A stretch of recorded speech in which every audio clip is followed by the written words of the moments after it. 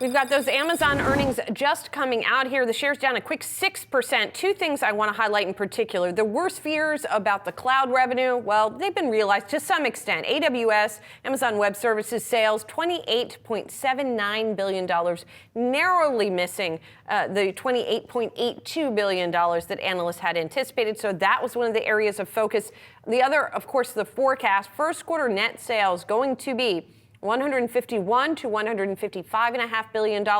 Analysts had been looking for $158.6 billion. So obviously that is quite a gap there for Amazon. Now, all of this said, some of the other metrics look pretty good. Earnings per share in the first quarter at $1.86. That is 36 cents above what analysts had been anticipating. The physical stores, I should say, the numbers there beat estimates, and physical stores have been sort of a weaker spot for the company as of late, so that's something to look at. But the company does say currency was part of the effect here. The forecast includes the impact of $2.1 billion from foreign exchange rates, so that could be a part of the issue here and what happened. The company did say also that it saw a first quarter 2024 impact from leap year that actually added $1.5 billion in net sales. So if that leap year effect added net sales, unclear why we're seeing what looks like a miss in that first quarter sales forecast. So that's what we've got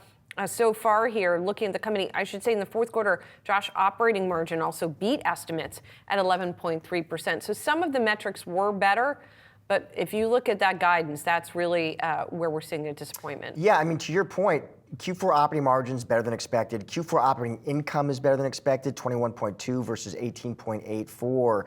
But the focus here, as you know, was on AWS net sales, Q4 AWS net sales, $28.79 billion. Street was at $28.82 billion. Obviously, you had other cloud giants, Microsoft, Alphabet, they had reported and disappointed. So all eyes were on AWS and what's ahead. And then, of course, we're turning to the forecast, Julie, ahead, and that's disappointing as well, which explains why we're down in the red very quickly in after hours.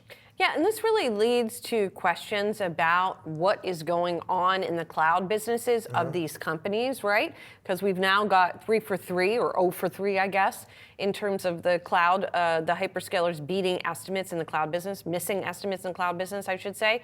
So there was some talk that they couldn't meet demand. They didn't have the capacity to meet demand. But at a certain point, is that the problem for all of them? Is it a demand problem at a certain point? So I think that, we're going to have to get more information from the call to see if we can get some more color on all of that. Yeah, the stock had a very strong run as well. I mean, it was up about 40% over the past 12 months heading into this print. It looks like we're off the lows right here, Julie. We're now down about 2.5%. So, but to your point, you'll be looking for a lot more color and commentary on the call about the cloud business and about that forecast. Yeah, I'm looking at the statement now to try and figure out if we got a little more color there. Andy Jassy, President and CEO, pointing out that the holiday shopping season was the most successful yet for Amazon.